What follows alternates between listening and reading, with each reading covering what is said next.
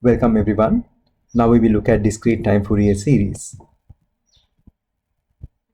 Now we have studied Fourier series and Fourier transform for continuous time signals. In this lesson, we will develop a similar tool for discrete time. Specifically, we consider the representation of a discrete time signal through a decomposition as a linear combination of complex exponentials as usual. For discrete time periodic signals, we have discrete time Fourier series, which we will study now. And for discrete time aperiodic signals, we have the discrete time Fourier transform. Now, Fourier series representation of a discrete time periodic signal is a finite series as opposed to the infinite series representation required for continuous time periodic signals. For the continuous time case, if xt is a continuous time periodic signals, we had the Fourier series representation ak e to the power of j k omega naught t, and k goes from minus infinity to infinity. So you can see it is an infinite series. But you will see in discrete time it turns out to be a finite series. If we go back to the philosophy of decomposing signals and reconstructing signals like this, if we have an LTI system and if you input a continuous time signal, we get the yt as the output, and if we input xn, a discrete time signal, we get yn as the output. So the decomposition for both these types of signals is a1x1, a2x2 and so on, a linear combination of basic inputs. So phi1, phi2 functions of t are the basic input signals. So we consider if we take this LTI system and give it a signal phi k, the output would be psi k. Alright, so therefore we can compute y as a1 psi 1 plus a2 psi 2 and so on. This is the same linear combination of the corresponding outputs. So we choose these phi kt's or phi kn such that a broad class of signals can be constructed and the response to phi k is easy to compute. So in the continuous time case, we chose phi kt as e to the power of j omega kt. So when you input j omega t to an LTI system with the impulse response j omega k, we get the same signal multiplied by that so-called constant, a scale version of the input. In discrete time, we take phi kn as e to the power of j omega kn, and when we feed that signal to this LTI system, we get the same signal multiplied by this eigenfunction or eigenvalue. So we will see multiplied by this eigenvalue. So this one is the eigenfunction. So we will see the same relationship as we saw before. Okay, so let's get back to the discussion of computing the discrete time Fourier series. Now consider xn to be periodic with period n, that is xn is equal to xn plus n. That establishes the periodicity. So fundamental frequency omega naught is 2 pi over n, because n is the period.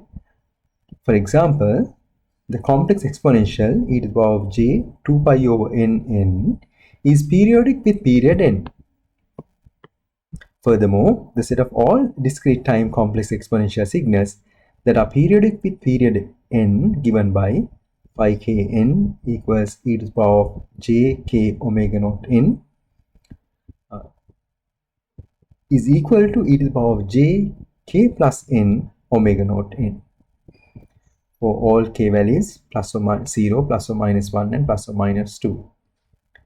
So all these signals have fundamental frequencies that are multiples of 2 pi n and thus are harmonically related.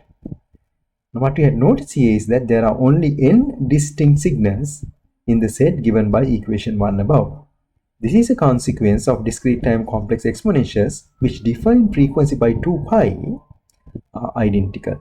Like for example, if we consider this case, phi naught n and phi nn. So let's write phi naught n is equal to e to the power of j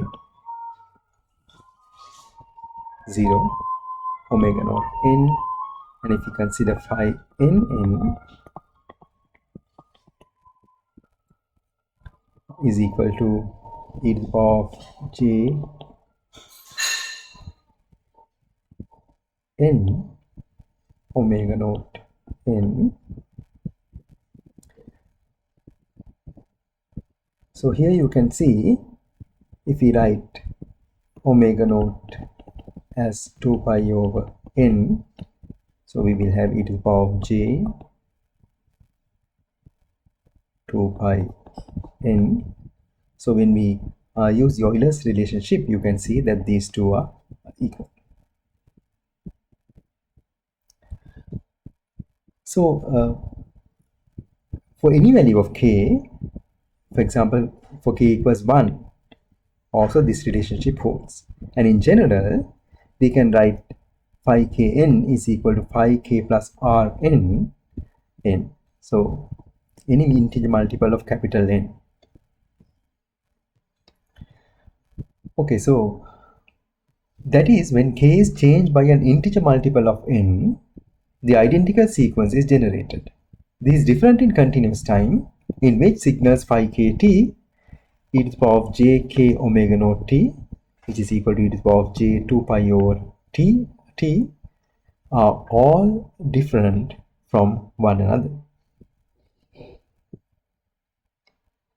So now with this we can do the discrete time Fourier series development. Before that, we will just have a look at the pictures of those signals. Okay, in this case what I am trying to do is plotting discrete time sinusoids of different frequencies for period n equals 8.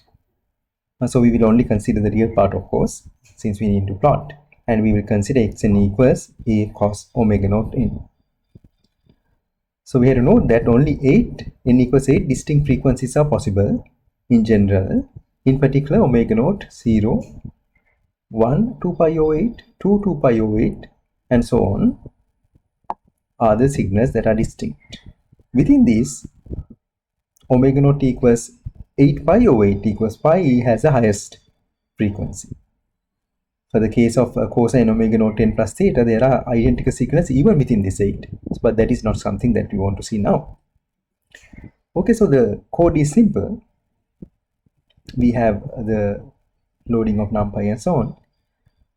So I create 20 subplots. Amplitude A is equal to 1, period n is equal to 8, phase theta is equal to 0. So I have n integers for the discrete time signal from minus n to plus n with steps of 1. Then t from minus n to plus n with small steps of 1 over 100. So it is actually a discrete time signal, but it will look like a continuous time signal because we are using a digital computer. We cannot plot a continuous time signal. Now we will plot each of these for k ranging from 0 to n plus 4. This is just to fill all the subplots that I have. We construct xn first, the discrete time version, and the corresponding continuous time version. So a np cos 2k 2 pi capital over n times n, which is an integer, plus theta, xt a cos k 2 pi over n times t theta.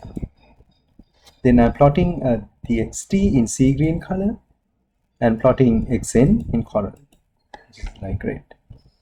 So the first signal that you see here is when k is equal to 0, cos 0 2 pi over 8t and cos 0 2 pi over 8n. So you can see in sea green, you can see the continuous time signal, which is a DC signal, and the corresponding discrete time signal, all ones, for k equals to 0. So when k is equal to 1, you can see cos 1 2 pi over 8t and cos 1 2 pi over 8n. So you can see the sea green continuous time signal and the crimson coral discrete time signal. So what we want to stress here is that this signal k equals 1 signal and k equals 1 plus n signal. That means k equals 9 signal in discrete time are identical. So you can see, take k equals 1 signal over here and take k equals 9 signal over here. You can see the discrete time signal is identical. So as we saw before, the reason is the signals are 2 pi apart in frequency. But consider the continuous time signal that is of much higher frequency than 2 pi over 8. Okay, so for distinct values of k, there are distinct continuous time sinusoids, but for distinct values of k, we do not necessarily have distinct discrete time signals because they are periodic in k. So just to have a look at it, you can see when k is equal to 8, you have the highest discrete time frequency. I'm sorry, when k is equal to 4, you have the highest discrete time frequency. This is the DC signal. Okay, I hope now it is clear that the continuous time signals are distinct for distinct values of k, but the discrete time signals are not so, because there are only n distinct signals in the set given by this equation. Okay, now we are ready to develop the discrete time Fourier series. Consider the representation of more general periodic sequences in terms of linear combination of sequence phi k n. So we will write xn is equal to summation k phi k n. Sorry, ak is missing here. So that is equal to ak e to the power of jk omega naught n, which is also equal to ak e to the power of jk 2 pi over n. As a sequence, x phi k n are distinct only over the range of n successive values of k. For successive values of k, the above summation need only include the terms over this range. Now, for example, consider this. We want to add a1 e to the power of jk omega naught n's with, let's say, k equals 1, and let's say with a some number, maybe 9, I want to add e to the power of j k equals 9 omega naught n. We know that this signal and this signal are the same, so therefore we can just combine a1 and a9. So therefore it is not necessary to have two values a1 and a9, but you can combine them. So therefore you can say this is the only summation that we need. So this symbol signifies that our k goes from, for example, 0 to n minus 1 or 3 to n plus 2 and so on. So equation 2 is referred to as a discrete time Fourier series, and the coefficients ak are Fourier series coefficients. So you have to use k values only within that period n, within one period.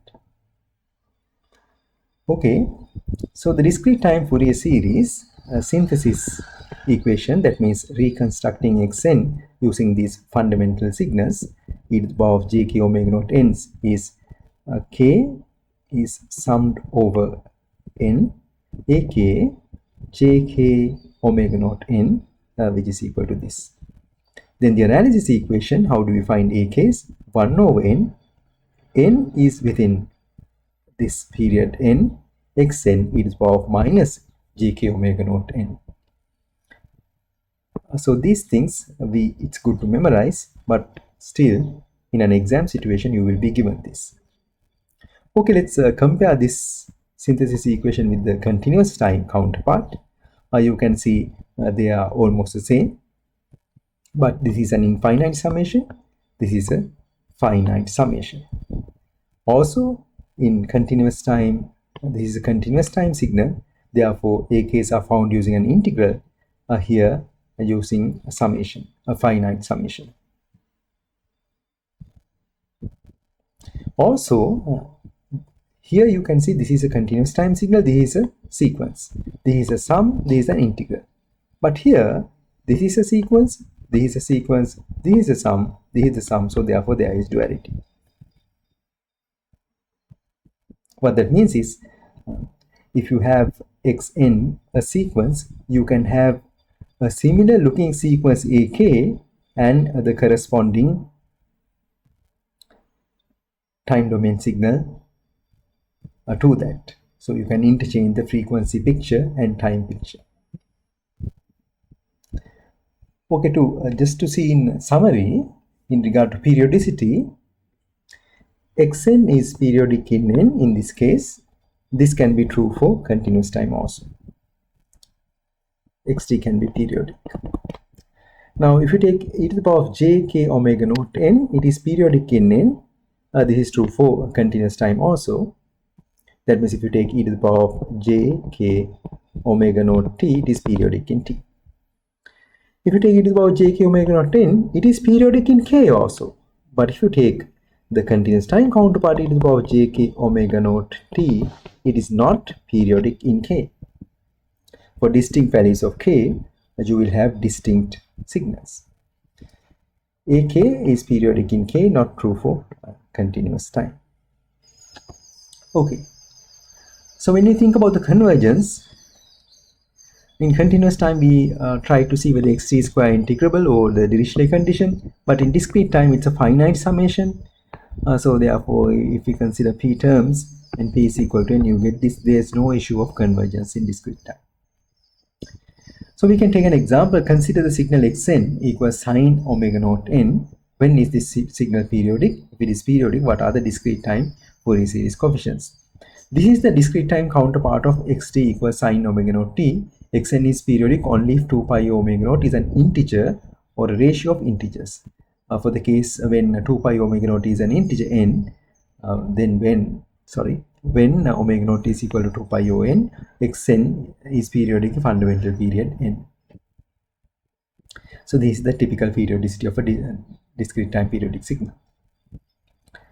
Okay, expanding the signal as a sum of complex exponentials using the Euler's relationship. So we know that sine theta is equal to e to the power of j theta minus e to the power of minus j theta over 2j.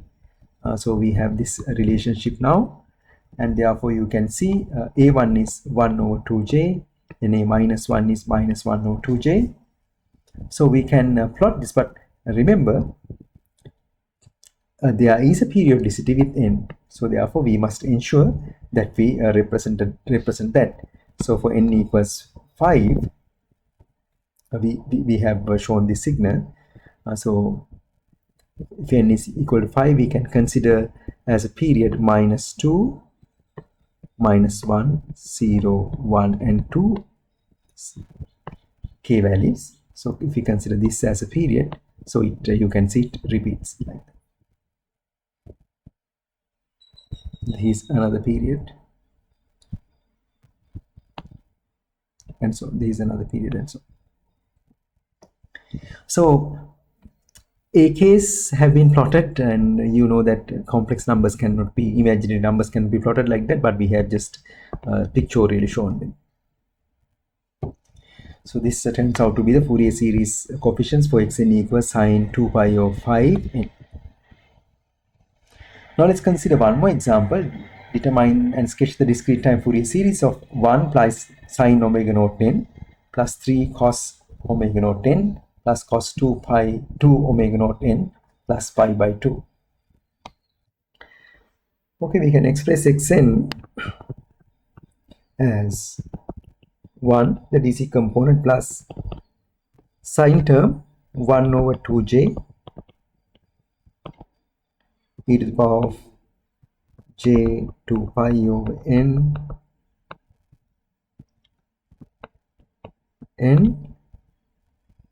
minus e to the power of minus j 2 pi over n, and then we can write the cosine term 3 over 2 because of the Euler's relationship, e to the power of j 2 pi over n plus e to the power of j minus j 2 pi over n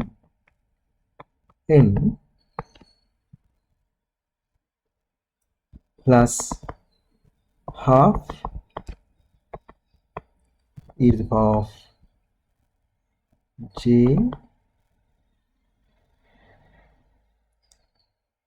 4 pi n over n. For convenience, I will, okay, let me write it. Okay. E to the power of j 2 pi over n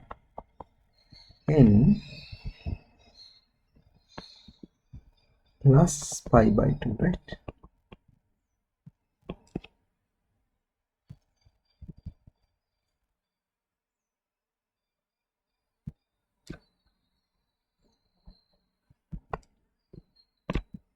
Plus e to the power of minus j 2 pi over n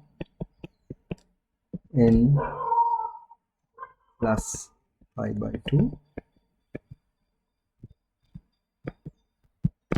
Okay, now we can gather the terms. 1 plus, let's consider e to the power of plus j 2 pi over n terms.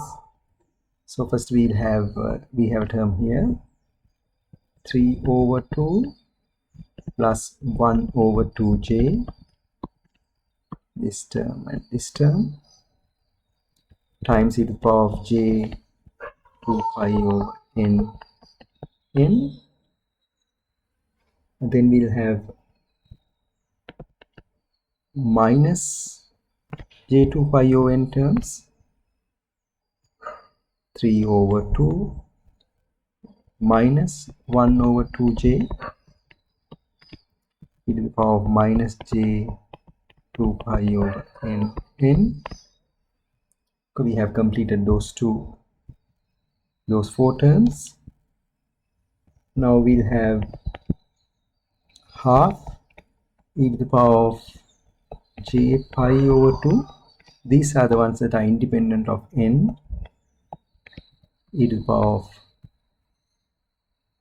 j 2 pi over n term plus finally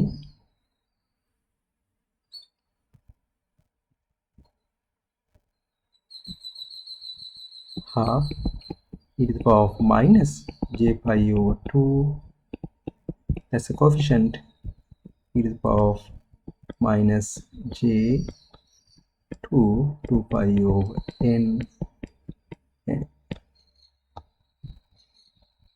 Okay, so now we can write a node as 1, a1 as this one, 3 over 2 plus 1 over 2j, that is equal to 3 over 2 minus half j, then a minus 1, 3 over 2 minus 1 over 2j, this is a1, this is a minus 1, which is equal to 3 over 2 plus half j, then we have a2, which is half j.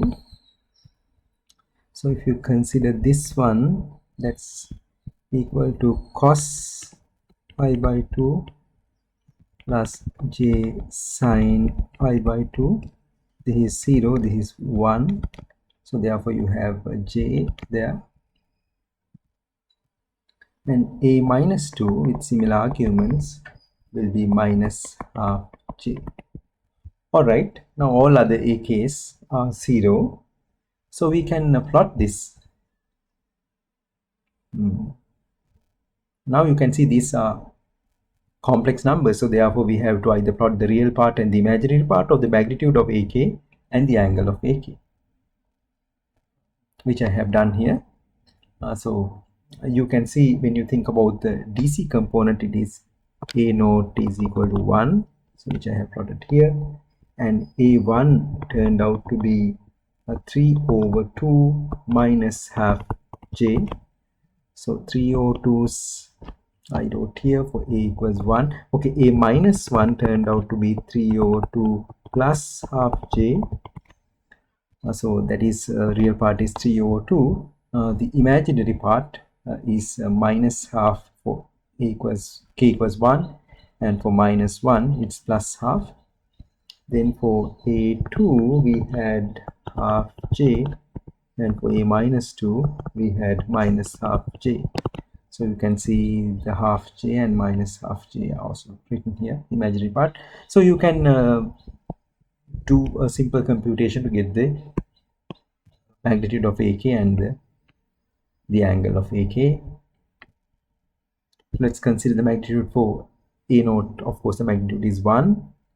This one, so A1's magnitude is actually 3 over 2 squared plus half squared square root. So it turns out to be 10 over 2 squared. Square root of 10 over 2. It is this. Okay.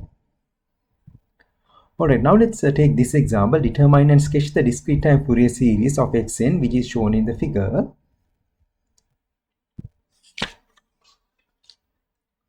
So this is the discrete time periodic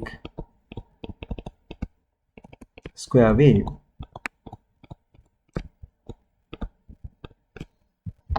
So you can see there are ones from minus n1 to n1, and these are the other periods. So we can use the formula for AK, 1 over n. So the formula that we were able to derive, we were able to sort of write down was this one. N is within n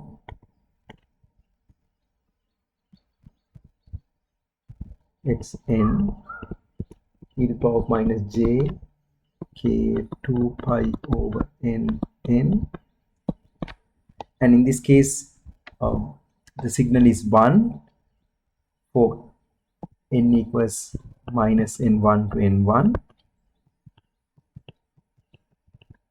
like this.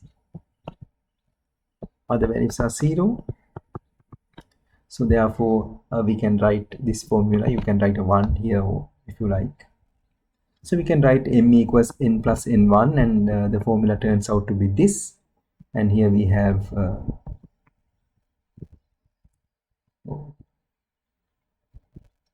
division sign is wrong, m minus n.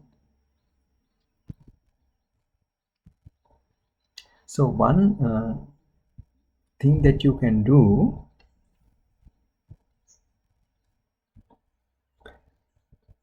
here is take out things that are not functions of small m.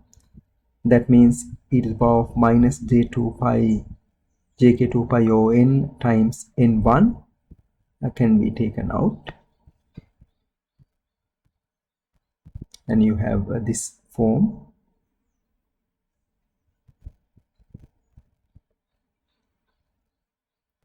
And for the summation, m goes from 0 to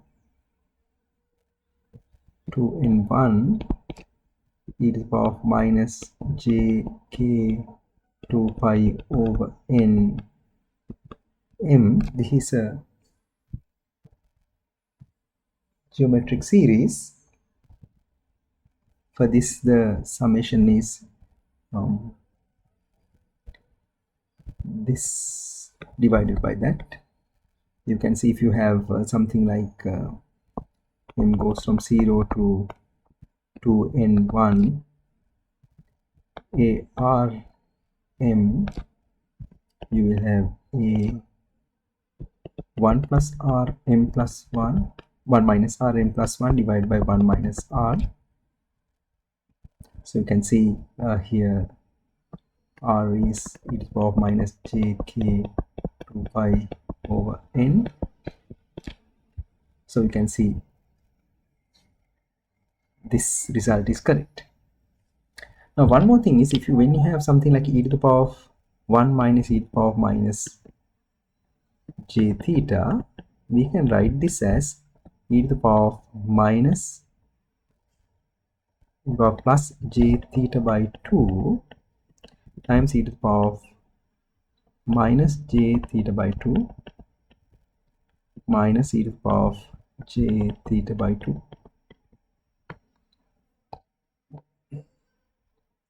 Actually, I'll be very more close to the example. So if you have 1 minus e to the power of minus j theta, you can write it as e to the power of minus j theta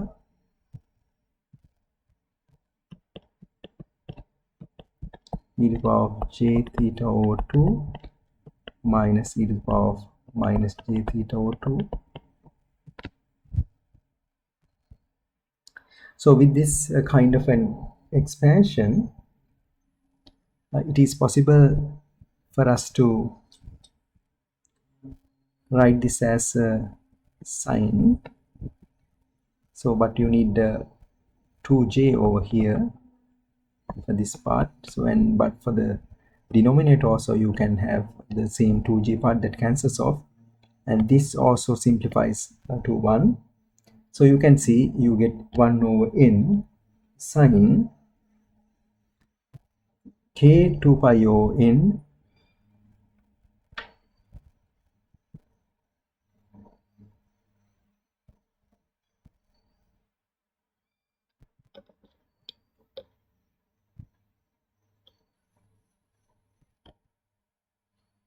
I hope this is correct. Yes. So I think the final formula is correct. So now what we want to do is find values of ak when k is equal to 0, and similarly plus or minus n plus or minus 2n for which the numerator as well as the denominator turns out to be 0. So then we have to apply the L'Hopital rule, where we differentiate the numerator and the denominator and then apply the limits.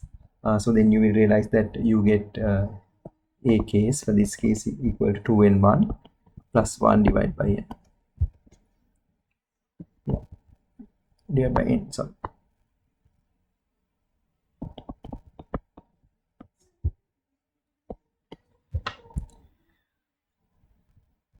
Okay.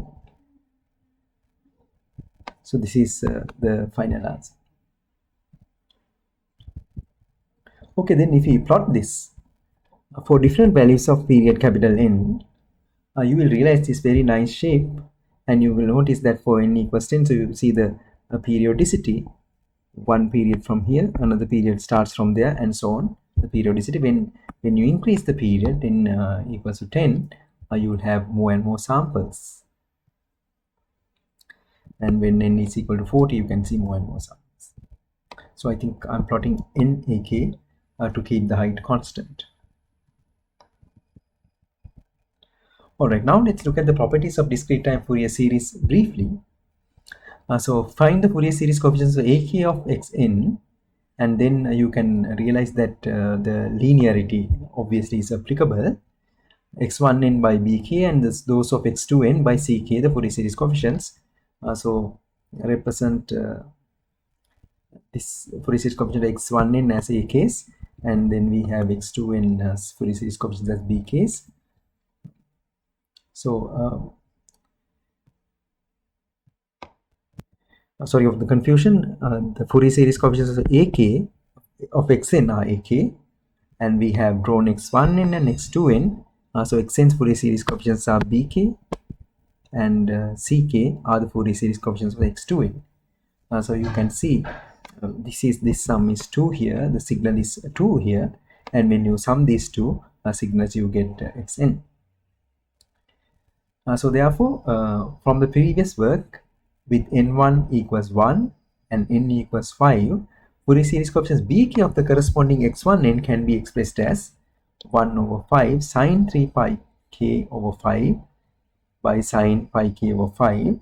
So we will investigate only that.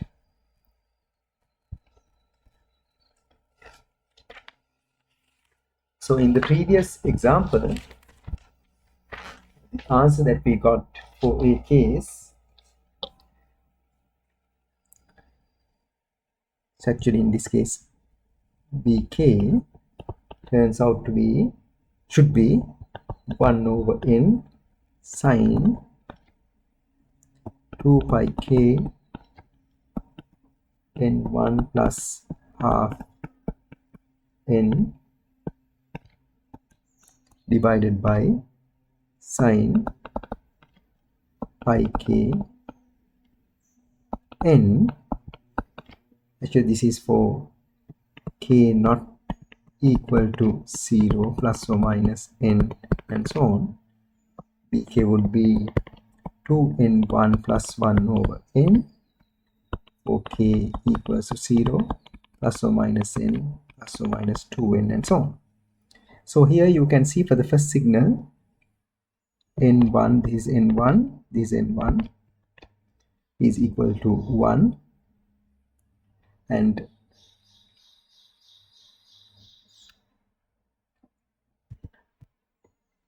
n is equal to 5. So therefore bk would be 1 over 5 sine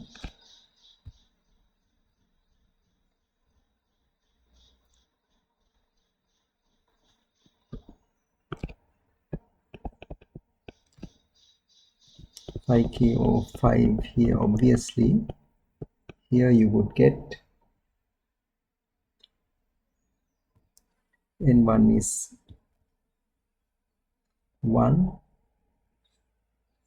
3 pi k over 5, right? Yes. Okay, and for this one you will get 3 over 5. Okay. For the second case,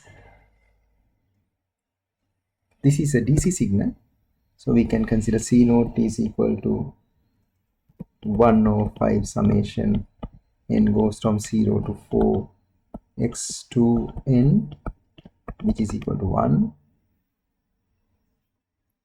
So therefore we can write the final one ak as bk for this, and for this 8 over 5, summing this and that.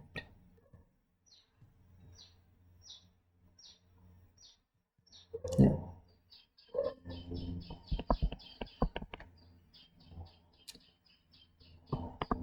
Final answer.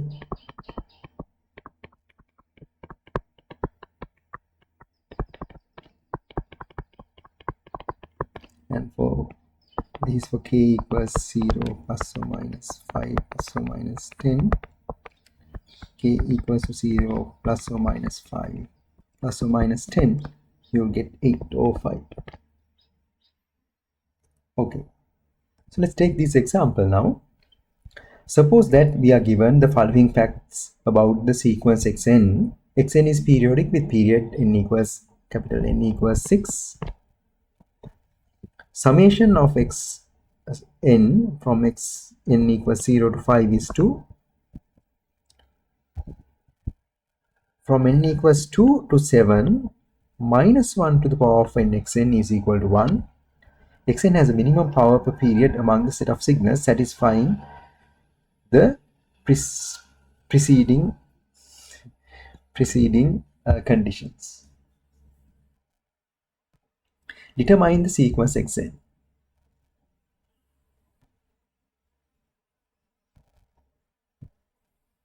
So first of all, we can write xn as a Fourier series. Xn would be summation ak e to the power of jk 2 pi over n in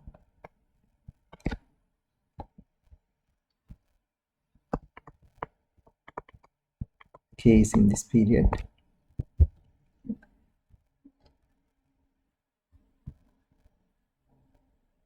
So when we want to compute a naught, what we would do is we would have 1 over n summation n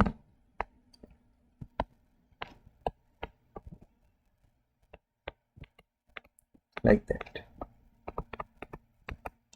right? The DC value. So we have been given that summation from n equals 0 to 5 is 2.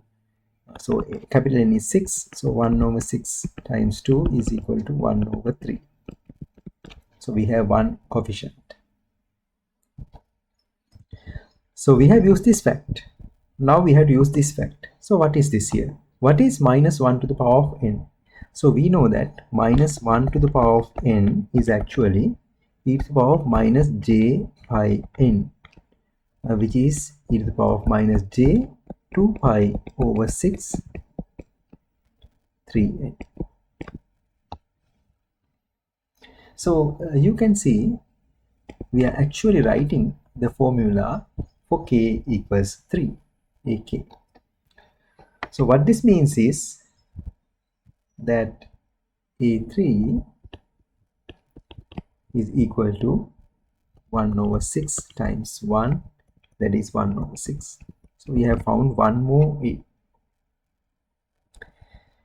So from a naught, a1, a2, a3, a4, a5, so those are the only values that we need. We have found a naught and we have found a3, and then we can now use this fact. Xn has the minimum power per period among the set of signals satisfying the preceding three conditions.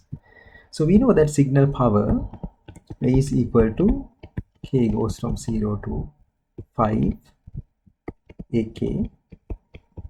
So therefore, if you want to get the minimum one, we must choose the minimum values of a's. So choose this as 0, this as 0, this as 0, this as 0. So therefore, our xn turns out to be a naught plus a3 to the power of j pi n, and that is 1 over 3 plus 1 over 6 times minus 1 to the power of n. Okay. So here is the answer properly written.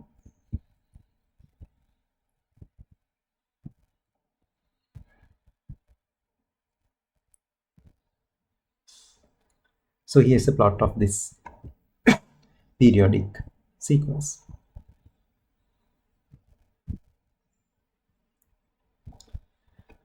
So in summary, what we realized was that discrete time Fourier series is also similar to continuous time Fourier series, but it is finite.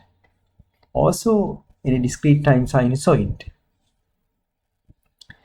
has a repetitive nature with k, unlike the continuous time counterpart. For different values of k, that means k omega naught, you have distinct signals, but here you have a periodicity. Because of this reason, the Fourier series coefficients AKs turn out to be finite summations, and also a Fourier series, discrete time Fourier series, is periodic. And then we were able to use a couple of properties that we knew from the Fourier series concepts to solve some problems. Thank you.